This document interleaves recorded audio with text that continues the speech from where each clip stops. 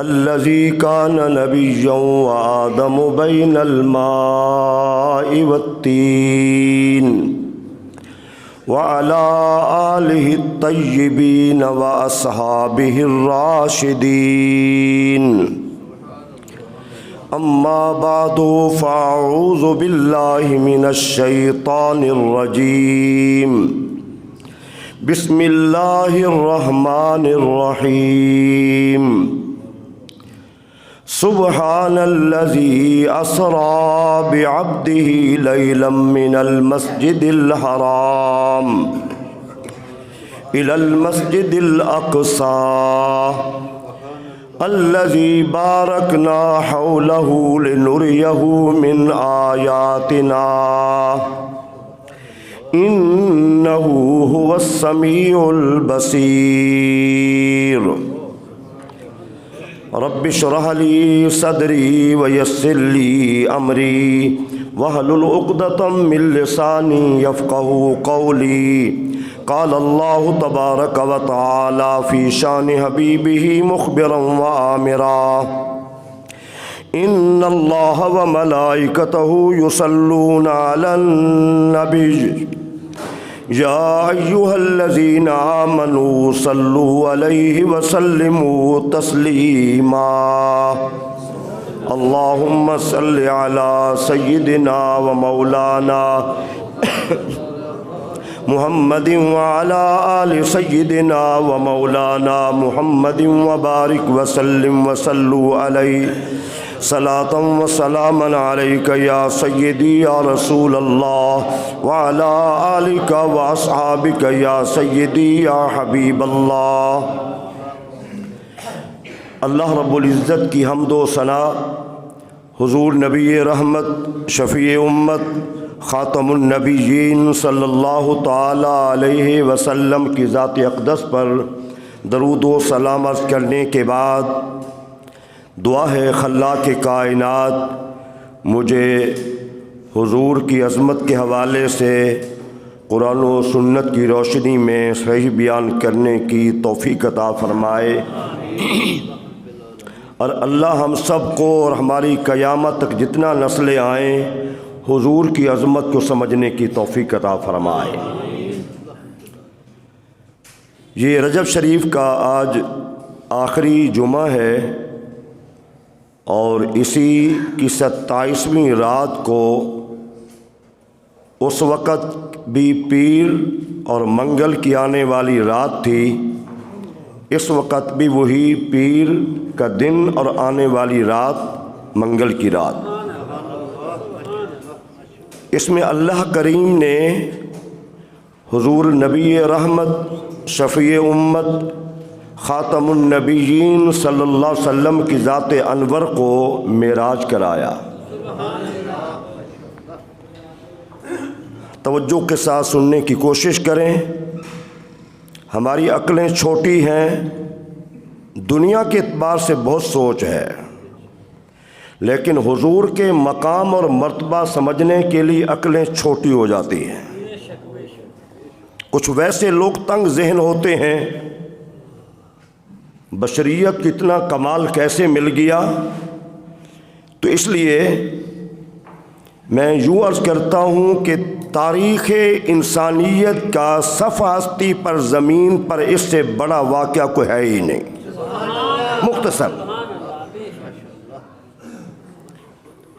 اللہ کا جو نظام تخلیق ہے, آسمان بنانا, عرش بنانا, زمین بنانی, مخلوق بنانی, اللہ کی تخلیق کے بعد قدرت الہی میں سب سے بڑا واقعہ معراج ہے. بس یہ بات کافی ہے. آپ میری اس جملے پہ بار بار غور کریں.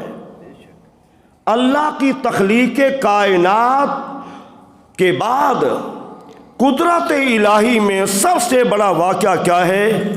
حضور کے معراج کا واقعہ ہے. اور یہ یاد رکھیں, امت کے حق میں شب برات اور شب قدر افضل ہے, لیکن حضور کی ذات کے بارے میں شب معراج افضل ہے. شب برات امت کو نوازا گیا، اور شب قدر میں بھی امت کو نوازا گیا، اور شب معراج میں حضور کو نوازا گیا ہے۔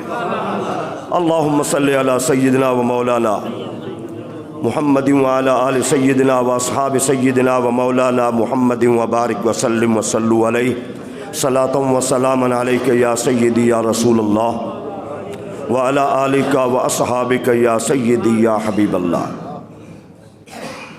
دیکھیے، دنیا میں بڑے لوگ سفر کرتے ہیں، پیر صاحب سفر کرتے ہیں، مولانا صاحب سفر کرتے ہیں، ڈاکٹر، پروفیسر، انجینئر سفر کرتے ہیں، وزراء سفر کرتے ہیں، حکمران سفر کرتے ہیں۔ ان تمام کے سفروں کو اس کے نیچے والا طبقہ بیان کرتا ہے۔ علماء آپ بھی غور سے سنیں، نیچے والا طبقہ، کبھی بیٹا، کبھی بھائی، کبھی دوست، کبھی صحافی، کبھی کوئی وزیر، یعنی اس طریقے سے سفر کا بیان ہوتا ہے۔ حاکم، حکمران سفر کر رہا ہو تو جو قریب عملہ وزراء ہوتے ہیں وہ بیان کرتے ہیں کیسے چلے، کس طرح سفر کیا، سواری کیسے تھی، کہاں جانے کا پروگرام تھا، وہاں جا کے کتنا وقت ٹھہرے، کتنا دن قیام کیا، کیا پیش کیا گیا۔ یہ سارا سفر جو بھی ہوتا ہے انسان ہی بیان کرتا ہے۔ میرے بھائیوں، یہ واقعہ معراج وہ واقعہ ہے جس کے سفر کو کسی نبی اور رسول نے بیان نہیں کیا، میرے اللہ نے خود بیان فرمایا ہے۔ میرے اللہ نے خود بیان کیا ہے۔ اسی واقعہ معراج کو اگر ہم سمجھے تو کوئی بندہ نہیں کہے گا کہ حضور ہماری طرح انسان ہیں۔ ہم نہ سنتے ہیں نہ بیان کرتے ہیں، دوسرے علماء بیان ہی نہیں کرتے۔ کیوں؟ اس واقعہ معراج میں بڑی بڑی باتیں ہیں اور بڑی بڑی عظمتیں ہیں، وہ کیسے بیان کریں؟ یاد رکھیے، حضور کا یہ واقعہ معراج، ویسے اللہ کریم نے جو حضور کو معجزات دیے ہیں تمام انبیاء کرام سے بڑھ کر معجزات دیے ہیں۔ آپ کبھی غور نہیں کرتے، ہم سوچتے نہیں ہیں۔ کوئی اعتراض کرتا حضور کی ذات پر، بشر تھے، ان کے پاس یہ علم نہیں تھا، وہ نہیں تھا۔ یہ چھوٹے ذہن ہیں، ان کو شعور ہی نہیں ہے۔ کبھی آپ غور کریں کہ وہ ہستی کتنا عظیم ترین ہے جو اشارہ کرے تو چاند کے 2 ٹکڑے ہو جائیں، جس کے اشارے سے ڈوبا ہوا سورج واپس آ جائے، کیا وہ ہماری طرح ہے؟ جس کے انگلیوں سے پانی کے چشمے جاری ہو جائیں، اور جب صحابی سے سوال ہوتا ہے کہ کتنا تھے، کہا 1500 کے قریب یا 1400 قریب تعداد تھی۔ واللہ، قسم اللہ ذوالجلال کی، اگر ہم 1,00,000 بھی ہوتے تو سب سیراب ہو جاتے۔ نعرہ تکبیر، نعرہ رسالت، نعرہ تحقیق، حق جاریہ، نعرہ غوثیہ، یا غوث اعظم۔ اندازہ لگائیں، حضور کے جتنے معجزات ہیں بڑے معجزات ہیں۔ کسی کے ذہن میں آئے گا حضرت سلیمان کے وزیر آصف برقیہ نے اتنا دور سے آنکھ جھپکنے سے پہلے تخت منگوا لیا، یہ زمین کا سفر تھا، زمین کے اوپر تھا، بات زمین کی تھی، مانتا ہوں بڑا معجزہ ہے، لیکن اس سے بڑا معجزہ حضور کی ذات انور کا ہے، یہ زمین کی بات نہیں ہے۔ حضور تھوڑے سے حصے میں زمین سے چلے، بیت المقدس پہنچے، پھر سدرۃ المنتہا، پھر عرش الہی کے اوپر پہنچے، اور پھر رات کے تھوڑے سے حصے میں واپس آ گئے، یہ بڑا معجزہ ہے۔ یہ کیا ہے؟ بڑا معجزہ ہے۔ بہت ساری باتیں توجہ کے ساتھ،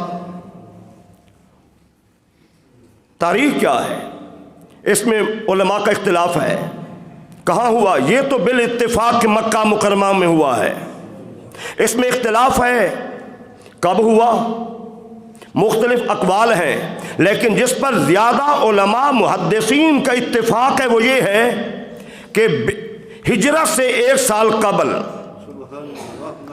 رجب شریف کی 27ویں رات کو 1 سال قبل مدینہ طیبہ میں جانے سے پہلے اللہ کریم نے حضور کو معراج کرایا۔ کیوں؟ حضور نے یہاں بڑے صدمے دیکھے،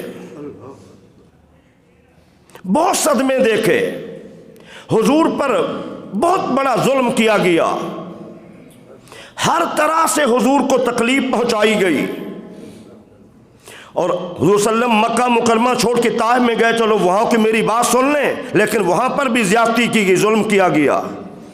تو پھر ان حالات میں جب قلب نبوت پہ صدمے ہیں، غم ہے، دکھ ہے، ہستی بھی وہ جس کی سیرت بھی اعلیٰ ہو، جس کی صورت بھی اعلیٰ ہو، جس کا کردار بھی اعلیٰ ہو، جس کا اخلاق بھی اعلیٰ ہو، اعلان نبوت سے قبل جس گلی سے حضور گزرے، جا محمد الامین الصادق، وہ دیکھیے محمد کریم امین اور صادق آ گئے ہیں۔ اور ابھی جہل کی زبان پہ بھی یہی کلمات تھے، ما رأیت محمد امین فی العرب، ما رأیت محمد صادق فی العرب، میں نے پورے عرب میں ان جیسا سچا اور امانت دار نہیں دیکھا۔ یہ بات تھی، جس گلی سے گزرتے تو آپ کی بات ہوتی، دیکھو کون آ گیا ہے، اللہ کون آ گیا ہے، صادق آ گئے ہیں، امین آ گئے ہیں، محترم آ گئے ہیں۔ لیکن اعلان نبوت کے بعد پھر جو آپ کی ذات کے ساتھ زیادتی کی گئی، تو اللہ کریم نے قلب نبوت کو تسلی اور غم کو دور کرنے کے لیے ایک بات غور سے سنیں، ہمیں کوئی ستائے، تکلیف دے، ظلم کرے، اس کے بعد ہمیں کوئی ایسی بڑی خوشی مل جائے تو ہم سارے غم بھول جائیں گے۔ تو اللہ کریم نے یوں سمجھیے، یوں فرمایا، محبوب بڑے ظلم ہوئے تم پر، بڑے غم دیکھے تم پر، اب ان غموں کو بھلانے کے لیے بس میرے پاس آ جاؤ۔ اللہ اکبر، اللہ اکبر، اللہ اکبر، اللہ اکبر۔ اب ذرا ایمان بھی تازہ کریں، ذوق بھی حاصل کریں۔ نبی رحمت کو پھر جس اعزاز سے بلایا گیا، تاریخ انسانیت میں کسی کو یہ اعزاز نہیں ملا، نہ مل سکتا ہے۔ انبیاء کرام کو اللہ کریم نے معراج کرائی ہے۔ موسیٰ علیہ السلام کی معراج کوہ طور تک محدود تھی،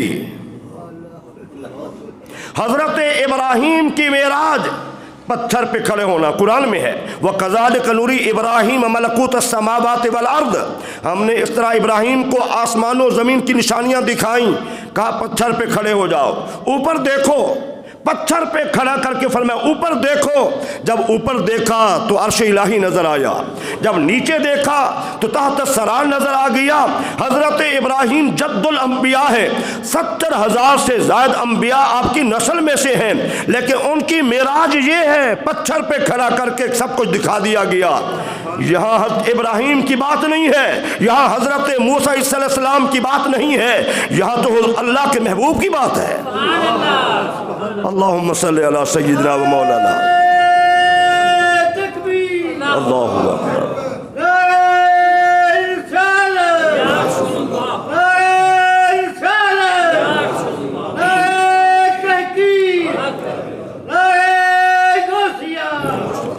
میرے بھائیو ذرا آپ غور کریں، توجہ فرمائیں، دل و نگاہ میری جانب متوجہ کریں۔ تو اللہ کے جبریل امین کو بھیجا۔ میں بہت ساری باتیں یہ بیان کرتے رہے تو سال گزر جائے۔ جبریل امین کو بھیجا، دوسرے ملائکہ کے ساتھ بھیجا، اور جنت سے قیمتی ترین سواری براق، جو گدھے سے تھوڑی بڑی اور گھوڑے سے تھوڑی کم، یہ سواری براق۔ براق برق سے، اس کے معنی بجلی کے ہیں۔ ہماری جو بجلی ہے 1,86,000 میل پر سیکنڈ کی رفتار ہے، تو وہ کتنا تیز ترین سواری جو نبی رحمت کے لیے بھیجی گئی۔ جبریل امین یہاں پہنچے، مختصر حضور اپنے معمولات. نماز تو فرض ہی نہیں ہوئی تھی، وہ جو نماز عشاء پڑھ کے سو گئے. خطیب کہتے ہیں، پتہ نہیں خطیب ہمیں، نماز تو فرض ہی نہیں ہوئی ابھی تک. ذکر اذکار جو حضور کا معمول مبارک تھا وہ کرنے کے بعد حضرت ام ہانی چچا زاد بہن تھی حضور کی، وہاں حضور چلے گئے، آرام کرنے لگے. چادر مبارک پہن کے لیٹ گئے حضور. اس عالم میں اللہ کریم نے جبریل امین کو بھیجا. جبریل امین نے حکم الہی سے سوراخ کیا اور اپنے آپ کو انتہائی چھوٹا سا بنا کر حجرے میں داخل ہوا. جبکہ صحیح بخاری شریف کی حدیث کیا ہے کہ جبریل امین کے 600 پر ہیں، اور اگر جبریل امین 2 پر پھیلا دے تو پوری روئے زمین جبریل کے 2 پروں کے نیچے آ جائے. اور 600 پر سب سے زیادہ عظمتیں، طاقتیں، اختیارات، شانیں جبریل امین کے لیے ہیں سب سے زیادہ. آئے، آپ محو استراحت تھے، آواز دینا بھی مناسب نہیں سمجھا. آواز دینا بھی بے ادبی ہے. اللہ نے فرمایا کہ میرے نبی کے قدموں کو چومو. قبل قدم ہے. غور کیجئے، لوگ کہتے ہیں جبریل حضور کا استاذ ہے. کیسی عجیب سوچ ہے. کبھی استاد بھی شاگرد کے قدم چومتا ہے؟ نہیں چومتا، نہیں چومتا. جبریل امین نے قدم چومے. آپ ذرا غور فرمائیں، جبریل کا تعارف میں عرض کرتا چلا جاؤں. 600 پروں کا مالک، تمام انبیاء کرام کا دیدار کرنے والا، ان سے بات کرنے والا، تمام انبیاء کا صحابی، تورات کا بھی حافظ، زبور کا بھی حافظ، انجیل کا بھی حافظ، آسمانی صحائف کا بھی حافظ، اور قرآن کا بھی حافظ جب ملے گا، قرآن کا بھی حافظ، اور ہر نبی کے قریب بیٹھنے والا، ہر نبی کے پاس آنے والا. لیکن آج اس شان کا فرشتہ جبریل بھی میرے نبی کے قدموں کو چوم رہا ہے. اللہ اکبر.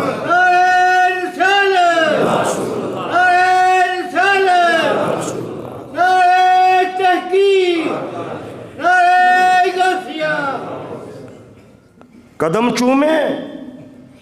اور شاعر نے بھی کیا خوب کہا ہے، اکا تیری معراج کے تو لوح و قلم تک پہنچا، تیری معراج کے تو لوح و قلم تک پہنچا، میری معراج کے میں تیرے قدم تک پہنچا. اور شاعر اپنی محبت کے اظہار یوں بھی کرتا ہے، نہ جنت نہ جنت کی گلیوں میں دیکھا، مزہ جو بھی میں نے محمد کی تلیوں میں دیکھا.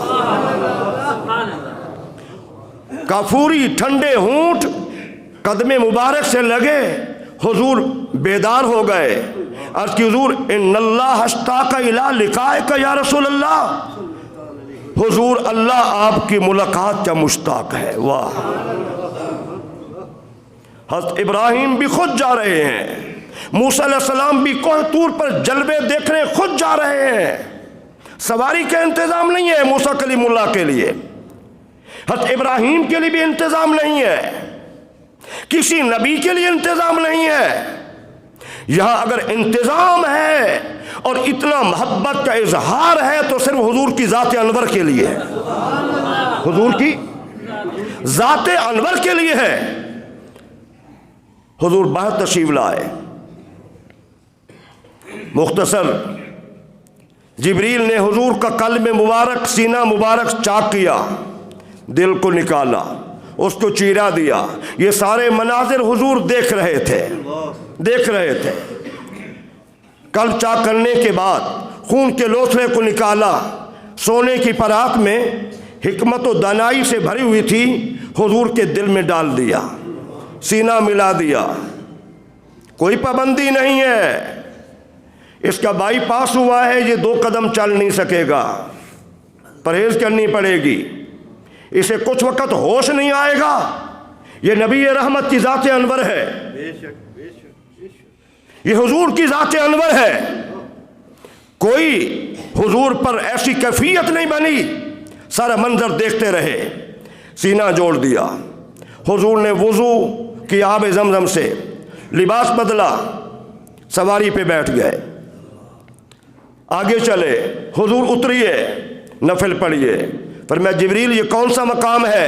عرض کی حضور یہاں عیسیٰ علیہ السلام کی جائے ولادت ہے. تو آپ ذرا اندازہ لگا لیں، حضرت عیسیٰ علیہ السلام کی جائے ولادت کی عظمت کا یہ عالم ہے، تو جہاں امام الانبیاء پیدا ہوئے ہیں. پھر سوار ہوئے، حضور اتریے، نفل پڑھیے. موسیٰ علیہ السلام کی قبر انور ہے. حضور نے فرمایا میں اندر کا منظر بھی دیکھ رہا تھا، ہمارے جیسے حضور. حضور نے فرمایا مررت بقبر موسیٰ وہو قائم یصلی فی قبرہ، میں نے موسیٰ کلیم اللہ کو دیکھا کھڑے ہو کر قبر انور میں نماز پڑھ رہے تھے. آگے چلے، بیت المقدس پہنچے، مسجد اقصیٰ پہنچے. اقصیٰ کے معنی ہیں دور کے، بہت دور کے. کتنا دور؟ 40 دن مسلسل سفر کرنے کے بعد بیت المقدس آتا ہے. حضور پہنچے ہیں تو رات کے تھوڑے سے حصے، لفظ قلیل بھی ہے، اس پر 2 زبریں، تنوین جو ہے وہ بھی قلت کی ہے، یعنی کم سے کم وقت میں، کم سے کم وقت میں حضور وہاں پہنچے. جب حضور وہاں پہنچے، حضور اترے، جبریل امین نے ایک پتھر سے حضور کی سواری باندھی. یہاں بہت ساری باتیں چھوڑ کے سارے انبیاء حضور کے استقبال کے لیے وہاں موجود تھے. ٹھیک ہے نا؟ لوگ کہتے ہیں نبی تو مر گئے، وہ کس منہ سے بیان کریں کہ سارے انبیاء کی میرے نبی نے امامت فرمائی ہے. جو مولوی، بڑے بڑے مولوی مسلک کے لوگ کہیں نبی تو مر گئے سارے، وہ قبر سے باہر نہیں آ سکتے، وہ سن نہیں سکتے، وہ کیا معراج بیان کریں گے؟ ہاں، بیان معراج کا بیان کریں گے تو علماء اہل سنت. انبیاء کی تو شان ورا الورا ہے. بندہ مسلمان جو اللہ کی فرما برداری کرتا رہا، وہ بھی اپنی قبر انور میں زندہ ہے. سارے انبیاء وہاں پہنچے ہوئے ہیں. بڑی بات کیوں پہنچے ہوئے ہیں؟ آج قرآن کا وہ الست والا وعدہ پورا ہو رہا ہے. وَإِذَا أَخَذَ اللَّهُ مِيثَاقَ النَّبِيِّينَ لَمَا آتَيْتُكُم مِّن كِتَابٍ وَحِكْمَةٍ ثُمَّ جَاءَكُمْ رَسُولٌ، آگے فرمایا لَتُؤْمِنُنَّ، میرا نبی اگر آ جائے تم نے ایمان بھی لانا ہے. حضرت ابراہیم سے عیسیٰ روح اللہ تک تمام انبیاء موجود ہیں. جبریل امین نے حضور کو آگے کیا، حضور آپ نماز پڑھائیں. علماء نے لکھا ہے کہ اگر جہاں چند امام اکٹھے ہو جائیں، صاحب علم بھی ہوں، صاحب اخلاق بھی ہوں، تو پھر دیکھو ان میں جس آدمی کی قرات اچھی ہو، جس کا علم زیادہ ہو، جس کا اخلاق زیادہ ہو، جو ہر حوالے سے بڑھ کر ہو، وہی آگے کھڑا ہو مصلی پہ. حضرت ابراہیم بھی موجود ہے، جد الانبیاء بھی موجود ہیں، لیکن مصلی پہ کھڑا نہیں کیا گیا. حضرت موسیٰ کلیم اللہ بھی موجود ہیں، مصلی پہ کھڑا نہیں کیا گیا. مصلی پہ کھڑا کیا گیا ہے تو اللہ کے بھیجے ہوئے فرشتے جبریل امین نے حضور کو کھڑا کیا ہے. حضور نے تمام انبیاء کرام کی امامت فرمائی، تمام انبیاء کی امامت فرمائی. اور یہ صحیح حدیث سے ثابت ہے. کیا ہے؟ صحیح حدیث سے ثابت ہے، اس کا انکار نہیں کر سکتے. میں نے دوسروں کے تفاسیر بھی دیکھی، دیوبندی وہابی، ان کی تفاسیر بھی میں نے دیکھی، سب نے لکھا ہے، کوئی انکار نہیں کر سکتا. سوچئے 40 دن کا سفر رات کے تھوڑے حصے میں حضور پورا فرما لیں، پھر امامت بھی فرمائیں، پھر انبیاء کرام نے خطبے دیے، ہر نبی کا خطبہ حسین تھا لیکن اس کی ذات تک تھا، اس کی عظمت کے حوالے سے تھا۔ جب نبی رحمت کی باری آئی، امام الانبیاء کی باری آئی، میرے نبی نے خطبہ کیا دیا؟ الحمدللہ الذی ارسلنی رحمتا للعالمین وکافۃ للناس بشیرا ونذیرا۔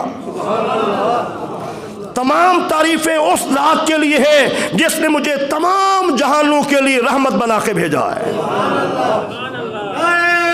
نعرہ تکبیر،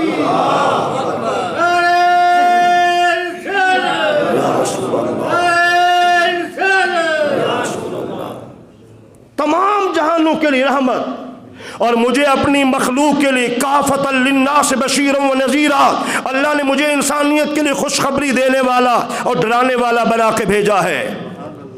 میرے بھائیو، یہاں پر بڑے بڑے واقعات ہیں۔ جب ابو سفیان قیصر روم کے پاس پہنچا، اس نے باتیں کی، چرچا سن چکا تھا، لیکن ابو سفیان نے کہا موقع ہے یہاں میں مخالفت کروں، تو اس نے واقعہ معراج کو بیان کیا کہ آپ کیا کہیں گے اس بندے کے متعلق جس نے اعلان نبوت تو کیا ہے، لیکن معاذ اللہ اس کے جھوٹ کی کتنا بڑی عجیب و غریب کہانی ہے۔ وہ کہتا ہے رات کے تھوڑے سے حصے میں گیا، بیت المقدس پہنچا مکہ مکرمہ سے، پھر یہاں سے میں آسمانوں کے اوپر گیا تو اس بادشاہ کا پیچھے ایک پادری کھڑا تھا۔ اس نے کہا رکیے، ٹھہر جائیے، میری بھی سنیے۔ کہا ایک رات میں آخر میں واپس آنے والا تھا، بیت المقدس کے سارے دروازے بند کر دیے، جو بڑا دروازہ تھا مین دروازہ تھا، میں نے بڑی کوشش کی، بند نہیں ہوا، لوگوں کو بلایا دروازہ بند نہیں ہوا، چلو صبح بلائیں کسی کو دروازہ ٹھیک کر لیں گے۔ کہا جب صبح ہوئی ہم گئے، ہم نے پتھر کو دیکھا، اس میں سوراخ تھا اور سواری کے نشان موجود تھے۔ پھر ہم اندر گئے، جب واپس آئے تو دروازہ بند کرنے لگے، رات کو سارا زور لگا لیا تھا، دروازہ بند نہیں ہوا، اور صبح جب دروازہ بند کیا تو خود بخود بند ہو گیا۔ پھر ہم نے پڑھا بات کیا ہے، تو ہمارے سامنے یہ واقعہ آیا، اللہ کے آخری نبی یہاں تشریف لائیں گے اور انبیاء کی امامت کریں گے۔ وہ بول اٹھا کہ یہ غلط کہہ رہا ہے، واقعی اللہ کے نبی یہاں تشریف لائے ہیں۔ حضور وہاں کیوں گئے؟ مختصر، بیت المقدس کے جو ستون تھے وہ دعا کرتے تھے یا اللہ تو نے ہمیں انبیاء کی زیارت کرائی ہے، بس تیرا آخری نبی رہتا ہے ہمیں اس کا دیدار کرا دے۔ اللہ نے ان کی بات کو قبول کر لیا۔ پھر دوسری بات یہ تھی، آسمان سے ایک دروازہ کھلتا ہے، جو بیت المقدس کے خاص ایریے میں عبادت کرتے ہیں، 70,000 ملائکہ آتے ہیں، ان کے لیے بخشش کی دعا کرتے ہیں۔ یاد رکھیں 50,000 نماز کا ثواب حضور سے پہلے نہیں تھا، یہ اعزاز بھی میرے نبی نے دیا ہے۔ فرمایا جو میرا امتی وہاں جا کے نماز پڑھے گا، میرا اللہ اسے 50,000 نمازوں کا ثواب عطا فرمائے گا۔ 10,000 کا بھی آتا ہے اور 50 کا بھی آتا ہے۔ تو میرے عزیزان گرامی، یہ واقعہ معراج کچھ انشاءاللہ العزیز 27ویں کی رات عشاء کی نماز کے بعد ایک تلاوت نعت اور انشاءاللہ اس کے بعد تھوڑا سا بیان ہوگا۔ اللہ ہم سب کو حضور کا مقام سمجھنے کی توفیق عطا فرمائے، آمین۔